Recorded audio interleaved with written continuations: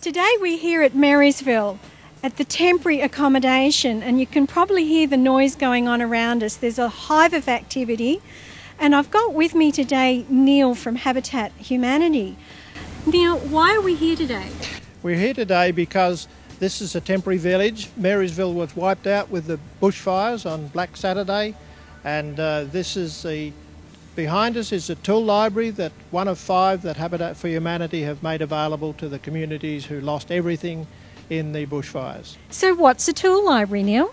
Well, these tool libraries are the brainchild of the General Manager of Premium Floors, and he's worked with Habitat for Humanity to put together 5 tool libraries, and each one is a 20-foot shipping container equipped with $20,000 plus of tools and equipment that the local people are going to need and use free to help to get their places sorted out and get themselves going again. But it's also a very important part of the tool library. It's where the guys will congregate, say, on a Saturday morning, and they can talk to one another and download their grief and their stress and sort of encourage one another. But basically it's designed to provide the tools and equipment that the guys have lost. Great, and I believe it's a way of bringing the community together as well. Absolutely. The Lions have agreed that the libraries will be open at least 2 days a week, and as the guys gather, say, on a Saturday morning to collect their tools, they're able to chat to one another, offload and share and really share with one another's experience and encourage and support one another. And that's really important after such a major tragedy. It's very important because different people cope with trauma in different ways, and it's very important that they can get together and the guys can just be themselves.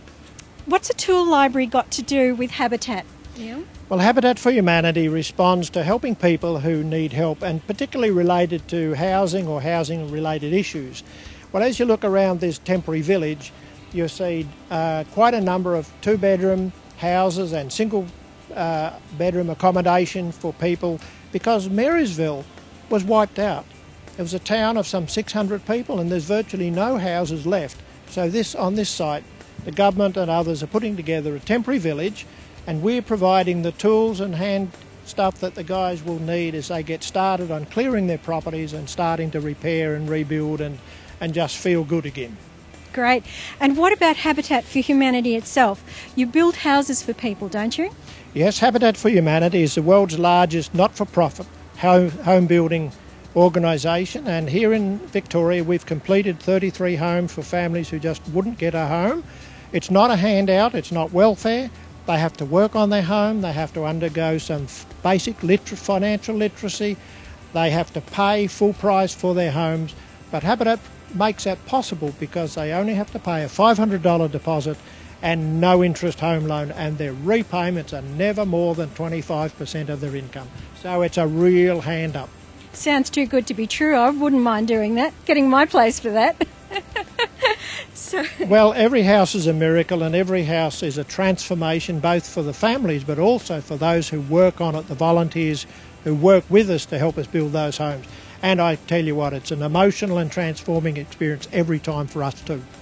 Fantastic. So are you always looking for volunteers? What about people with skills? Do you need them particularly? We're always looking for volunteers, particularly people with trade-related skills who can actually help on a weekend or even during the week, and just help us to build those houses, because being a not-for-profit, the more help we get, the less cash we have to outlay, so the more houses we can build with the limited resources we have. So Neil, how can we be involved in this? Well, you can make contact with our national office, because Habitat is all around Australia, and the website is habitat.org.au. So contact the website and go from there.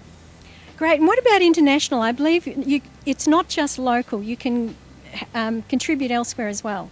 Well, Habitat for Humanity, would you believe, has only been going for 32 years and has completed more than 300,000 homes in 90 countries. Wow.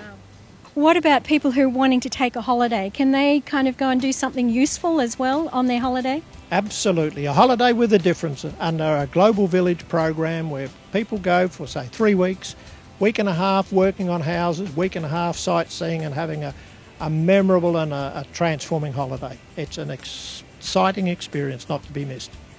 Fantastic.